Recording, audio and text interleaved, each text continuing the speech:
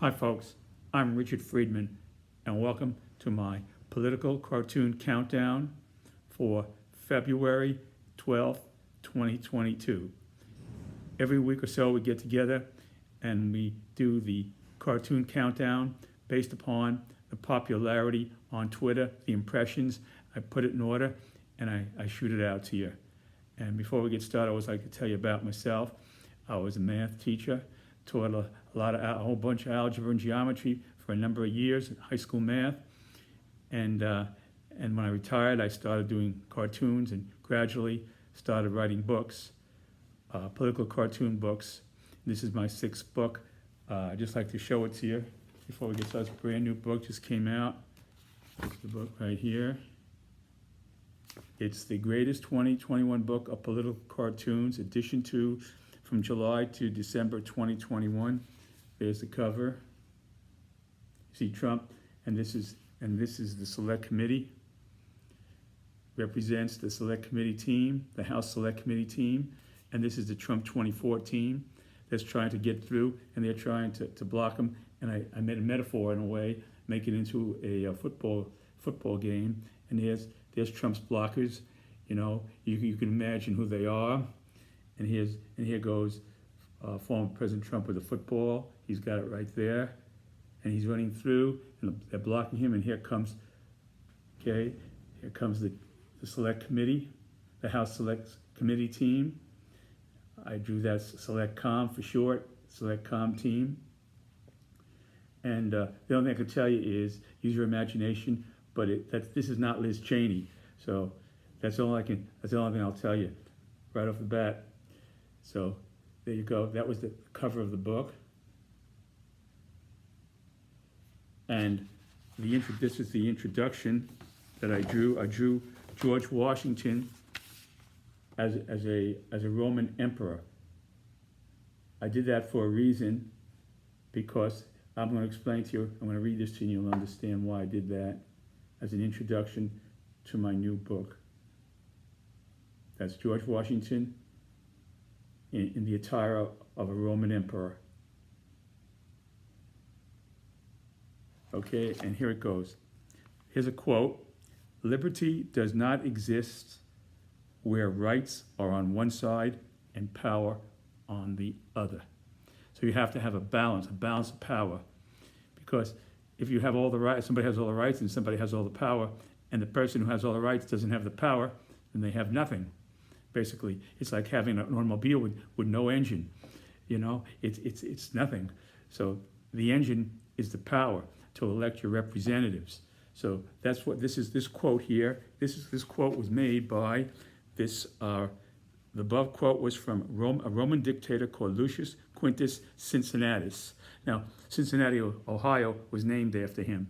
I don't think I'll go too far to make that association. So Cincinnati, Ohio, was named after the Roman dictator Lucius Quintus Cincinnatus. He was dictator 458, and then again in 439 BC. So the numbers, as you go ahead, the numbers get smaller when you're in BC. Okay. He meant that a people cannot be free who do not participate in the control of the government which operates upon them. What made Cincinnatus famous was that he always resigned from office the day his presence to defeat a hostile army was over.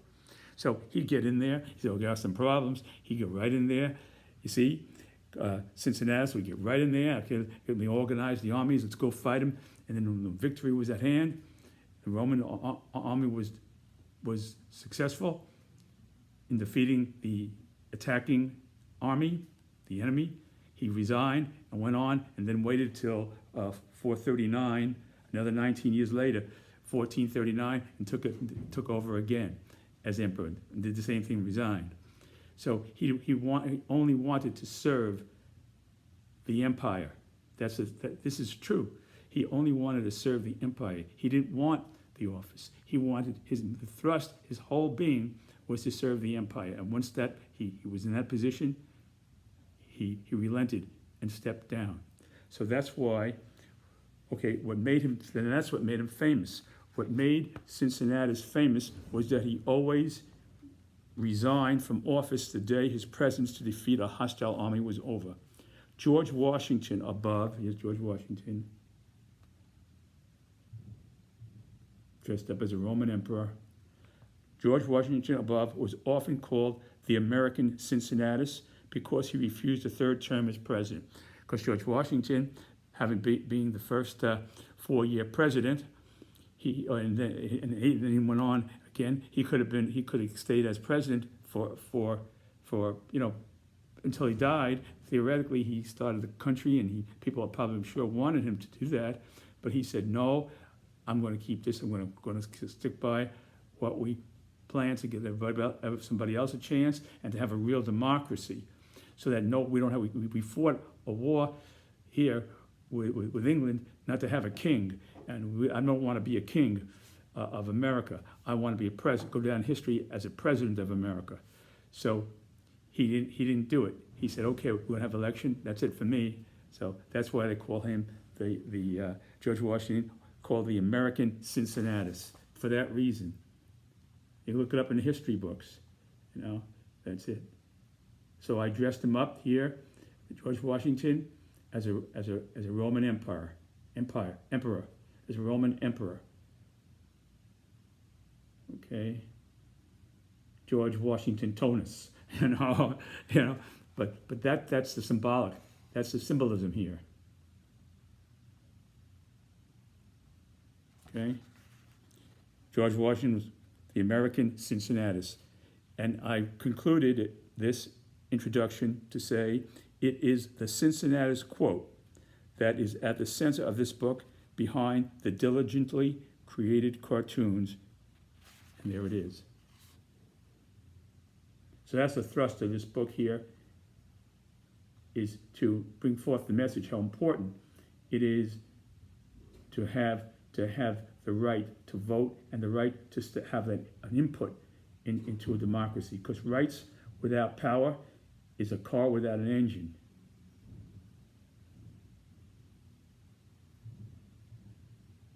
There it is, okay? So this was the book here, again, and I just go through a few things here. Just a few, and I'll give you a glimpse of it here. Next year, when we're in 2023, I'll be doing this. I'll be doing when we're in. I'll be going back in this and show you historically what happened a year or two ago. So I want to keep it that way here. So I'm not going to go into any cartoons. I'm just going to show here. There we have. This was. You remember Steve Bannon? So Steve Bannon here. Trump watching him there. I just give you a glimpse of it. Here's McCarthy, President Trump having a conversation.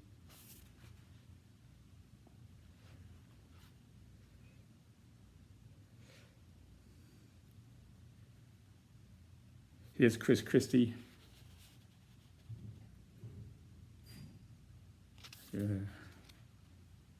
There's Barr, former Attorney General Barr.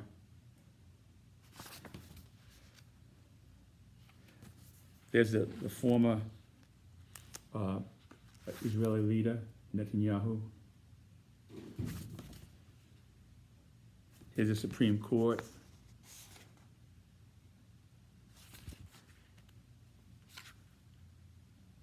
Mitch McConnell.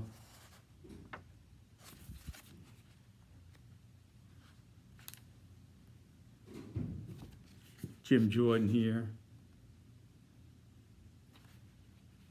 Here's Liz Cheney. Okay, so this was my latest book, the second edition for 2021, from July to December. This is edition 2, from July to December of 2021. So there it is. And if you want to go and purchase it, or just want to go and look at some of my other books and other cartoons and stuff, and also some videos, you can go to my website, which is richardsbooksofpoliticalcartoons.com. And if you want to hear some of the songs that I created for the political situations, you could go to Richard Friedman's Amazon author page, Richard Friedman's Amazon author page, because all these books are, or the links are on the links to buying this book are on my website and on Richard Friedman's Amazon author page. And you'll see other stuff too that'll entertain you if you don't want to buy a book.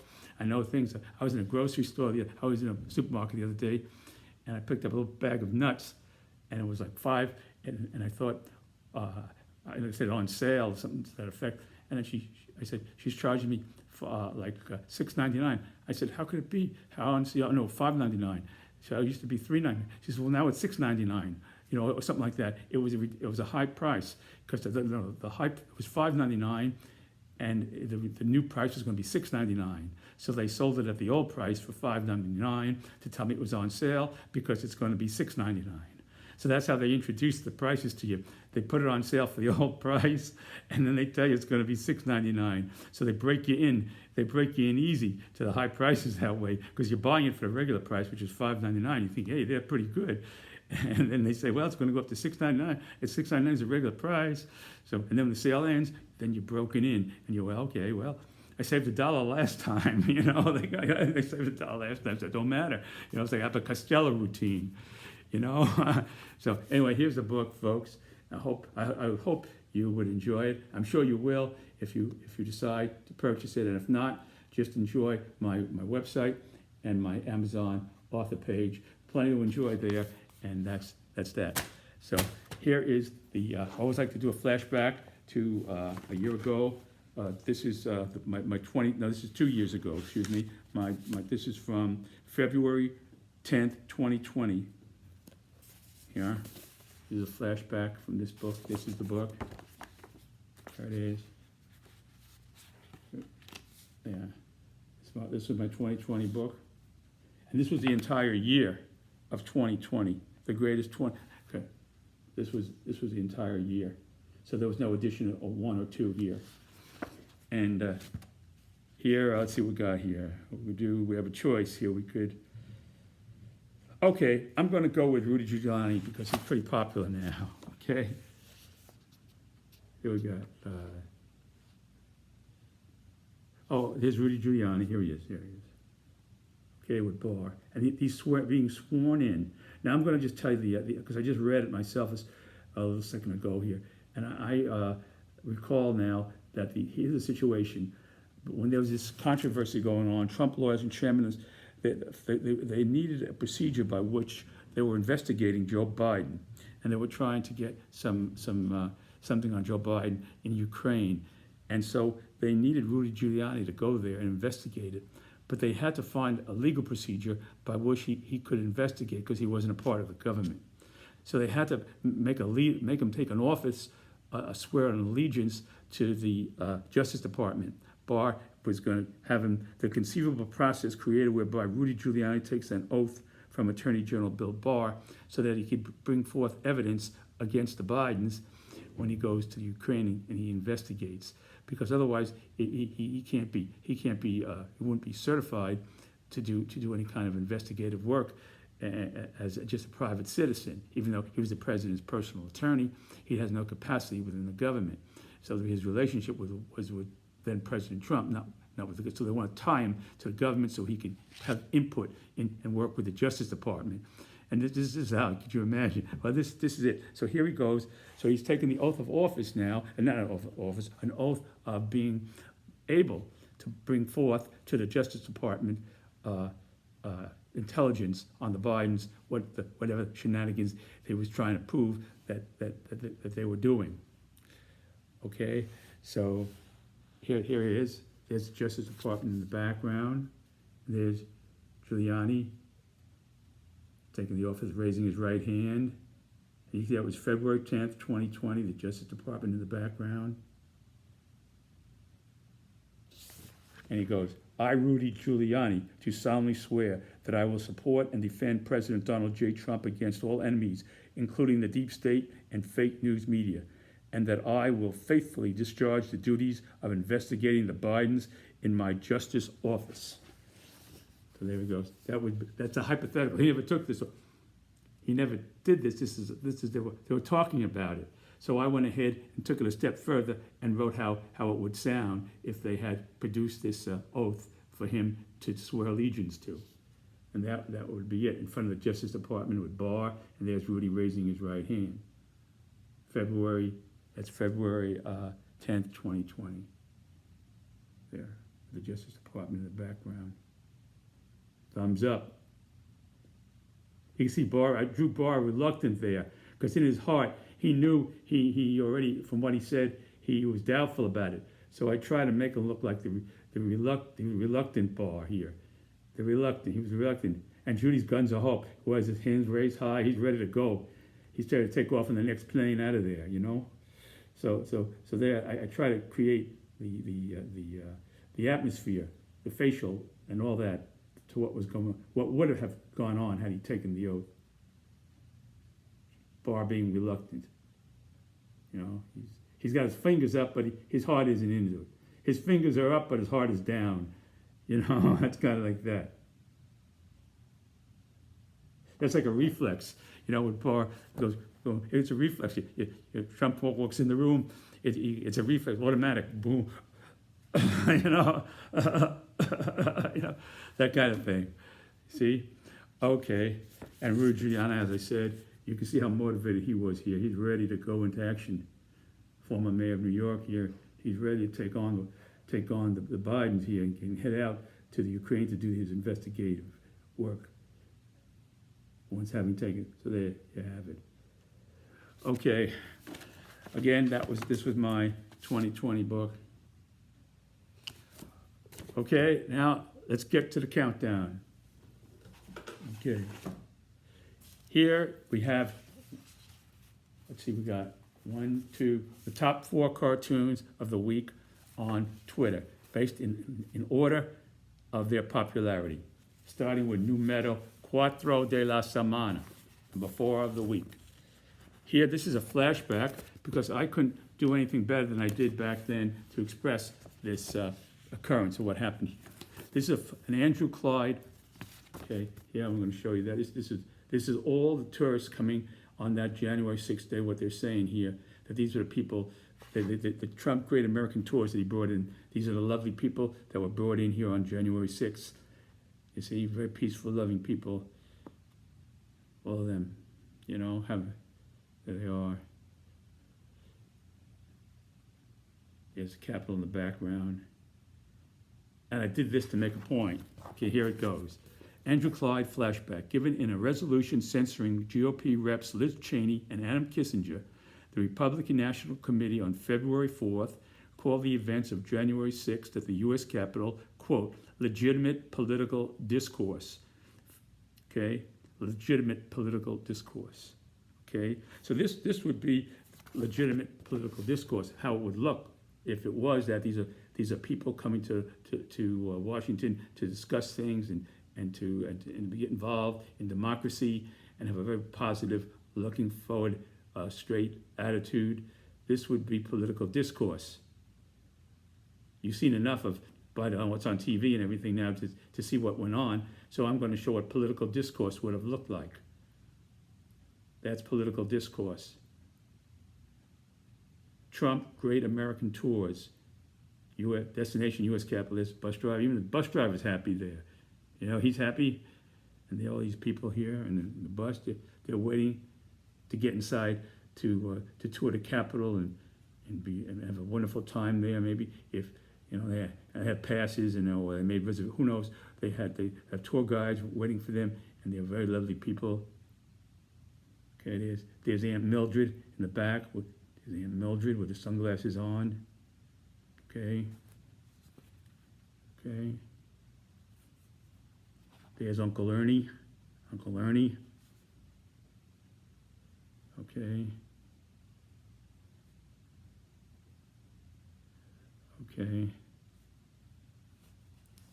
Here's Sister Susie.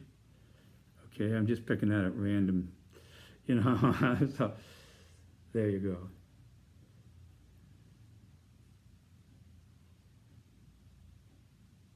I mean somebody's Sister Susie. That's what I mean. I don't mean in a religious context. I mean somebody's Sister Susie. Okay, You had people around here. So anyway, there you go. That was it, to show what political discourse would be. Insurrectionists, and that would be his view, okay? Given Andrew Clyde, this was the actual cartoon. Andrew Clyde, Republican Georgia, has compared the January 6th Capitol riot, this was the flashback, to a normal tourist visit. He called it a normal tourist visit. So that's what it is here. And newly court-ordered released videos showing fierce Capitol attacks on police on that day. And Clyde Clyde voted against the bill to award congressional gold medals to the agencies that played a role in protecting the Capitol building on the basis of the bill's language that called the group of rioters a mob of insurrectionists. He didn't like the word insurrectionists. They weren't insurrectionists. They wanted to stop the election. They wanted to switch the electoral votes. We heard what was going on, all the plans that were made to bring in fake electors. That was not an insurrection, you know. That was like I don't know what. That was like a Wheel of Fortune or something, you know. I don't know what. It's incredible. That's not an insurrection.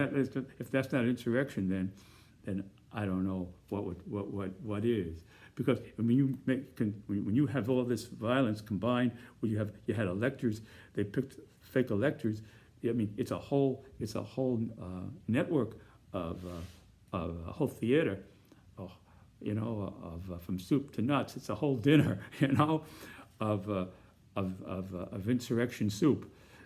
You know, it's a whole insurrection dinner, you know, because you got this and you got the fake electors and you got them signing their names to documents. I mean, what more do you need? You know, so all you need is I don't know what is Robert E. Lee leading an army. You know, that's all you need. Okay, here you go.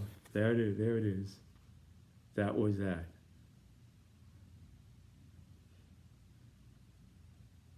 Okay.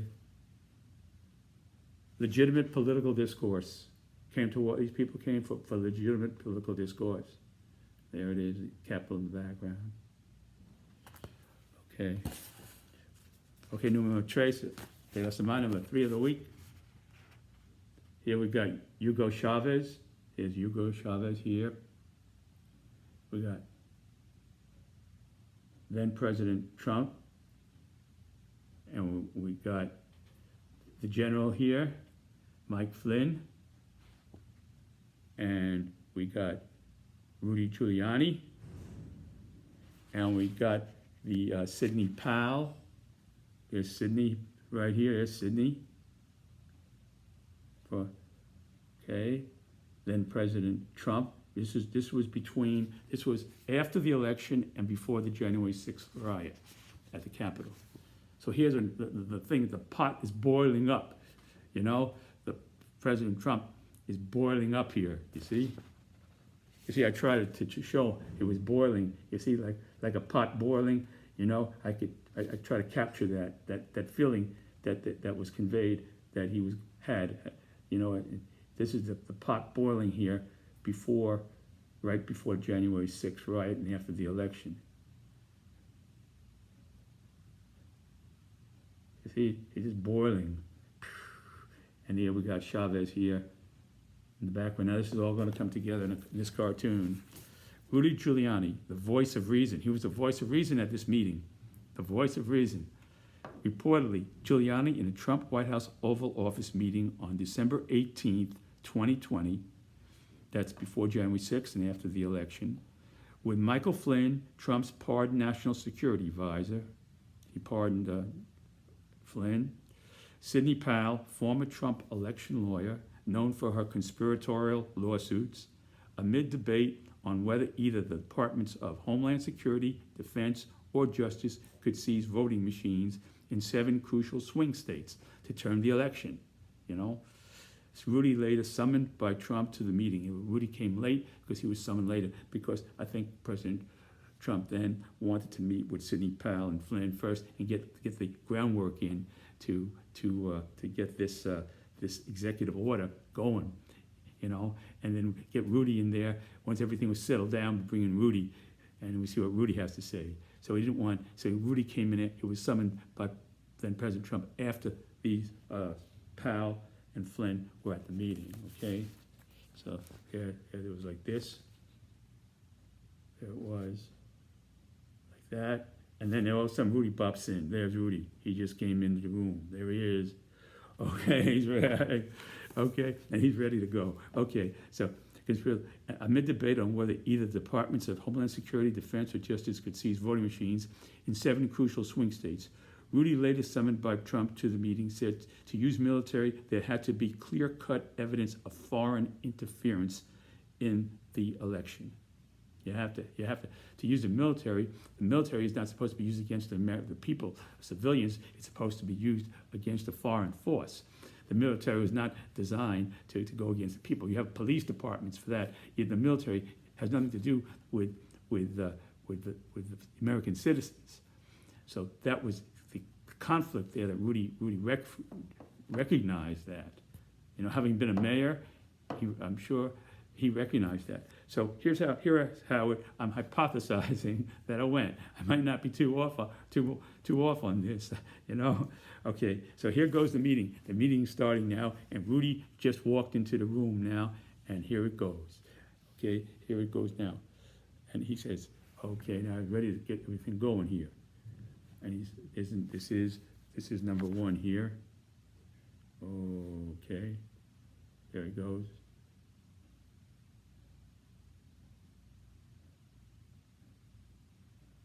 Is. Okay, he says, okay, who has my military executive order draft?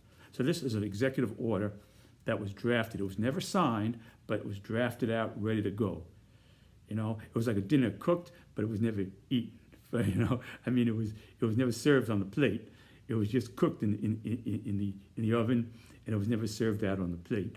You know, that's kind of like the way it went. Okay, who has my military executive order draft? And here goes, that's President Trump saying that, and here goes Flynn here, Mike Flynn.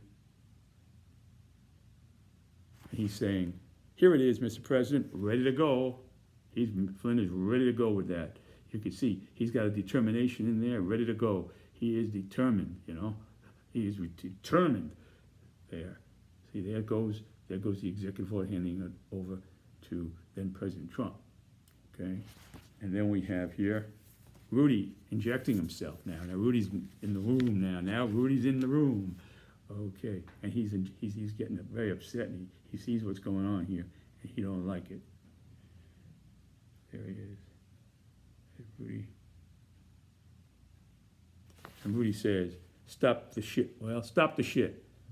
To use the military for seizure of voting machines, you need hard evidence of foreign interference in the election. You need concrete, real evidence. I mean, real stuff, the real McCoy.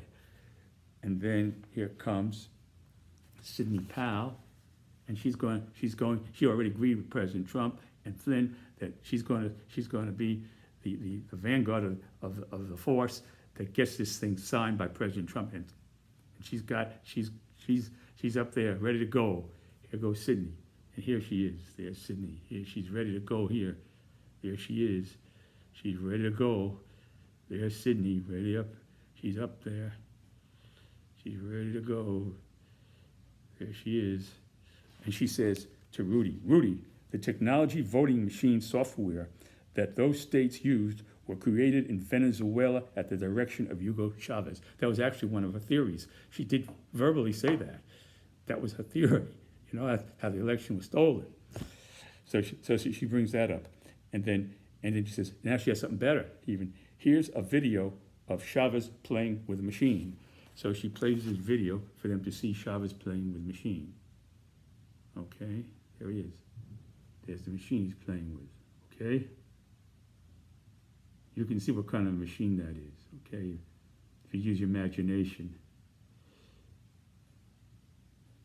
Here he is playing with a machine. And then here we have the machine. That's what he's playing with. There's the machine again.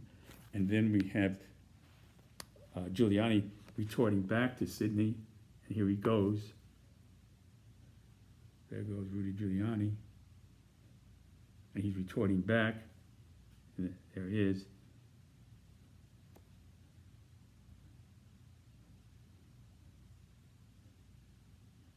He's saying, Sidney, that looks like a F dot dot pinball machine. And that's what it was here, a pinball machine. There's the pinball machine, which Powell is using, Sidney is using for evidence that Venezuela, he's passed away, the late Hugo Chavez, who's no longer even alive. They're using his software that he created for his own elections. Okay, he's been dead a long time now. He's gone a long time.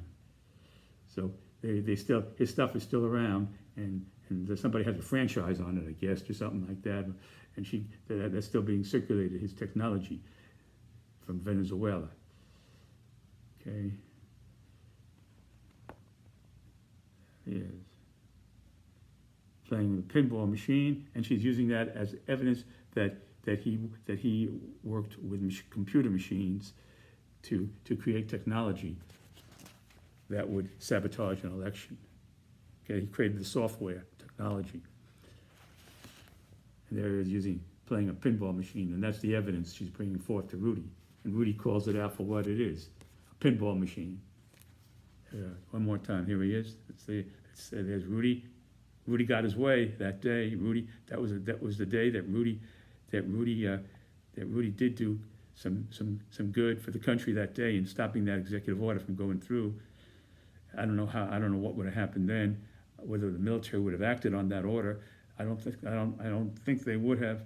I can't see General Milley going along with that, but it would have been a constitutional crisis for sure. You know.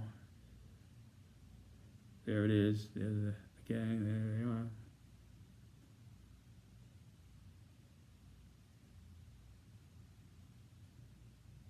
Okay. There.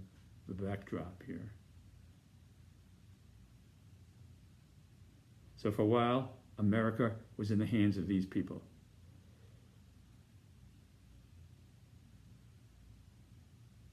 Okay.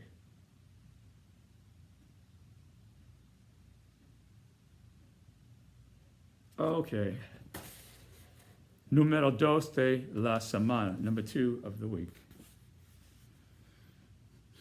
Okay, this is about 15 boxes of documents then President Trump took to Mar-a-Lago after moving out of the White House. He was leaving the White House. He took some stuff with him, and this was reported.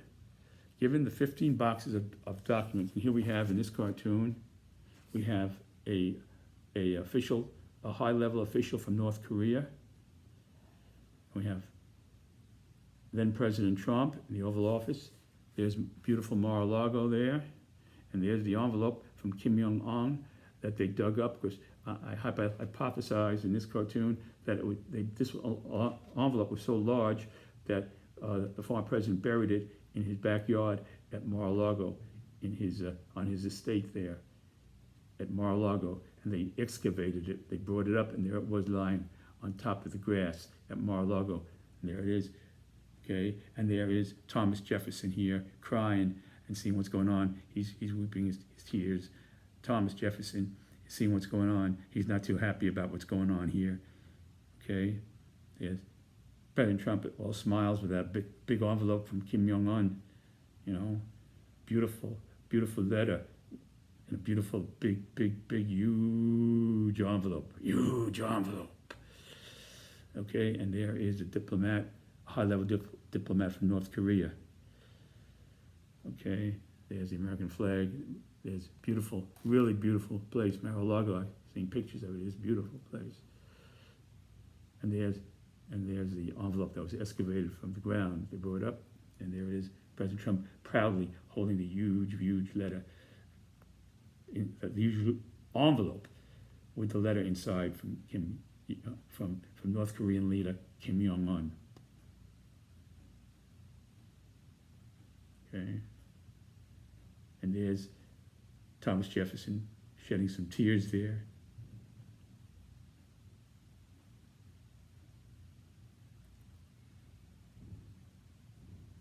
President Trump, his eyes are popping out with that from that letter. His eyes are popping happy with that huge envelope. He's displaying it like it was like a trophy, like he won #1 a golf Grand Slam trophy, like he won a trophy in a golf tournament or something like that. You know, you know. There it is.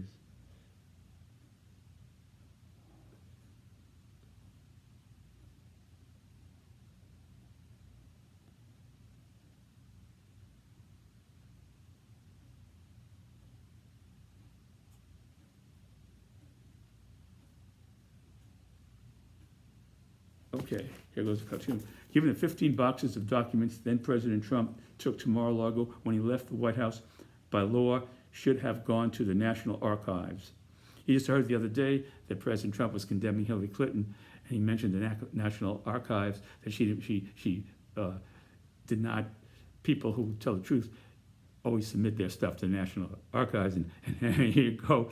He's going to have to eat those words now, because that shows that he knew about the National Archives. I don't know how he's going to get out of that one, but it'll be very interesting to see how he gets out of that.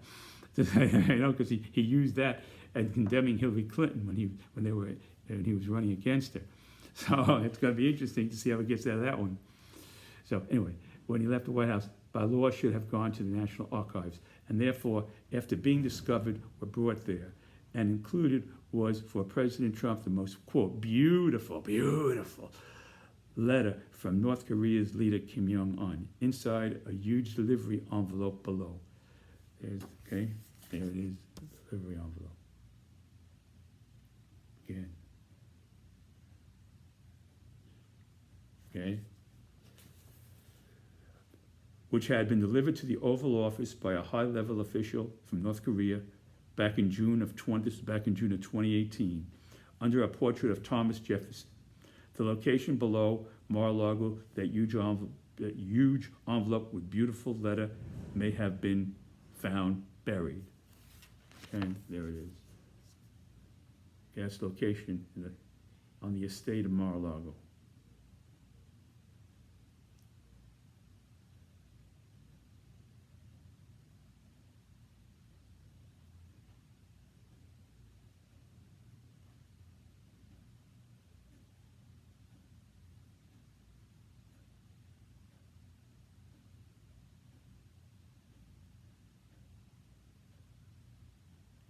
Okay. One more last shot.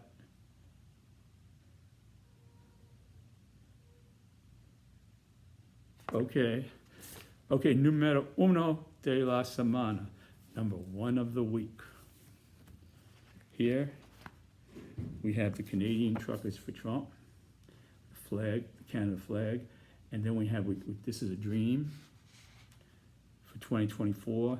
That just ahead of the 2024 election, just ahead of the November election of 2024, former President Trump has a dream regarding the truckers who he now supported in Canada and what they're doing over there. And so he has a dream about them coming to his rally in front of the Capitol just ahead of the election for November of 2024, and he got, assuming, and I would commit as a pretty strong assumption, that he gets the Republican nomination. Okay, it's a pretty strong assumption. It's pretty unless I don't know what, you know, unless I don't know, but as we're sit right now, it looks like he's going to be the Republican nominee. Okay, so here it is, and Mitch McConnell said, if President Trump gets that nomination, he's going to support him. Mitch McConnell said the other day, a couple of weeks ago, maybe a month ago, he gets it. But then now Mitch is, I don't know what's going on with Mitch. Now he's saying, basically, the thing was that it was a riot there, and it was wrong, and it was an insurrection.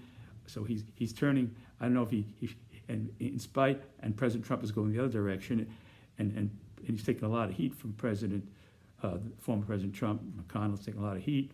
So it's interesting to see if he was asked that question now, what would he say? How would he answer that question? Whether he would still support him if he had the Republican nomination. He said affirmatively, "Oh, yeah, definitely support President Trump if he gets the Republican nomination in 24.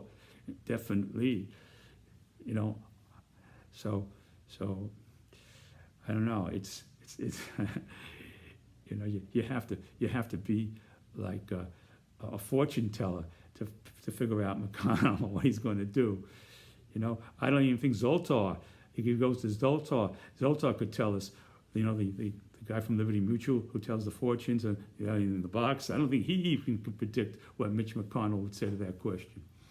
I don't think you could find a fortune teller on the planet who could predict what Mitch McConnell is going to say, along with Lindsey Graham. Well, that's another story, another case, you know. So anyway, another story. So here's this. I always like to throw stuff in. You know, I give you on the cartoons. It's kind of like, there it is. I always like to add stuff to it. So here it is. And this was the cartoon I did here, the dream. And here the truckers coming in right ahead of the 2024 election. They're coming in, all the truckers here.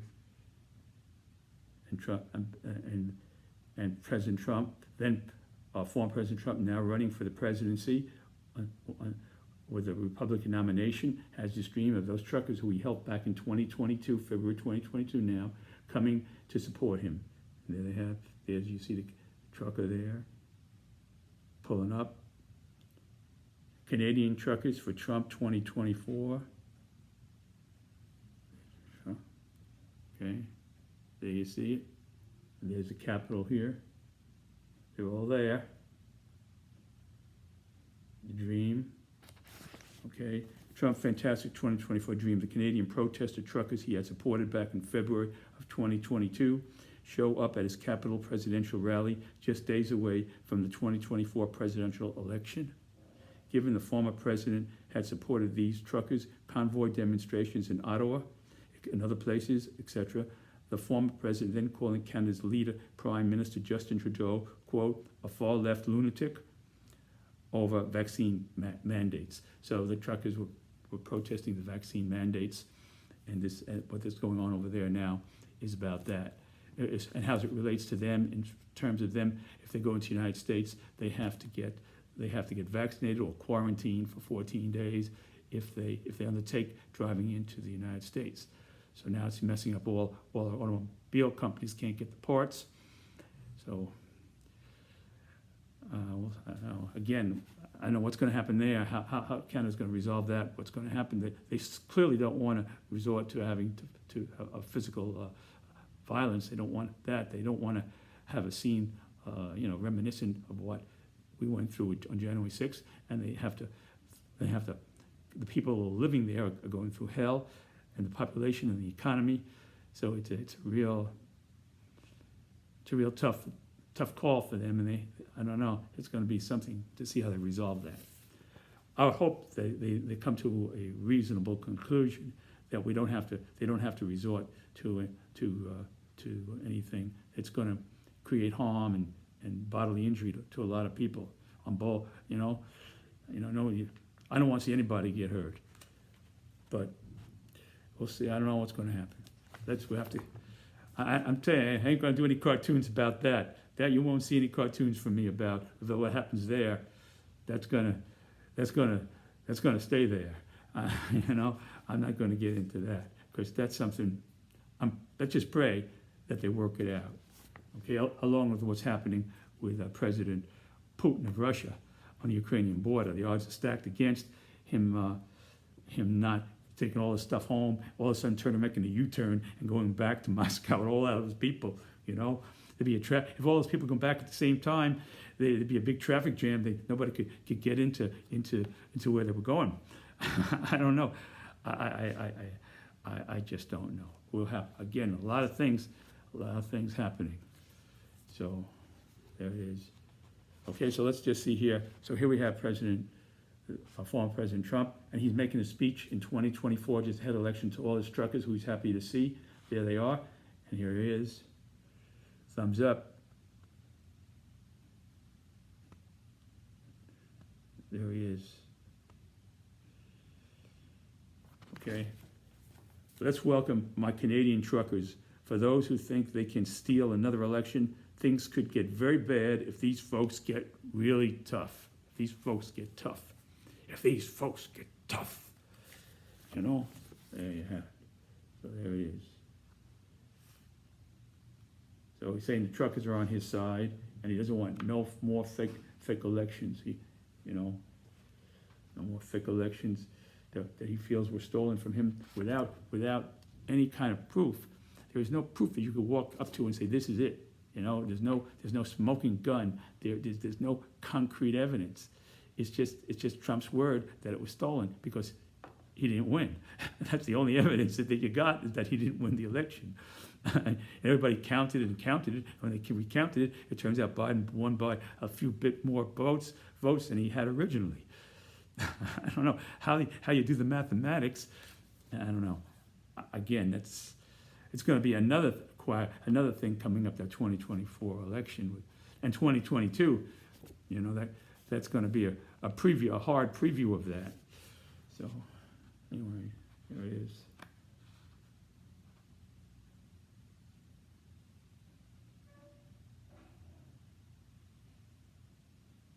That was it. That was numero uno de la semana, number one of the week.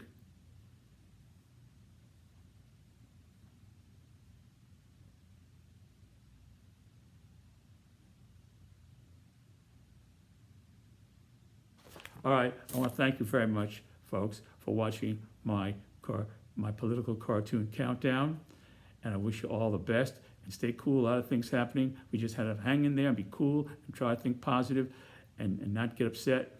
There's nothing we can do that's going to help this country by getting upset. We just have to be careful who we vote for and keep thinking about, stay aware of what's going on and what people are saying about what's going on, and that's the best we can do. And try to get involved in some way, shape, or form, as far as in a peaceful way of making your views known. And we can't sit on the sidelines anymore, completely docile, and say, well, we got a democracy and everything's going to be fine and it's going to work itself out. We can't think that way anymore. And then we can't be revolutionaries either and vigilantes or anything like that. We have to be calm and cool. We got to be cool, like in the West Side Story, cool boy. Remember that? Remember the West Side Story, cool boy? That's how we got to be. We got to be cool. So anyway, I want to thank you for watching my political cartoon countdown, folks. And I say to you, God bless you, and God bless America. And I'll see you again, folks. Take care. Bye. Okay. That's it.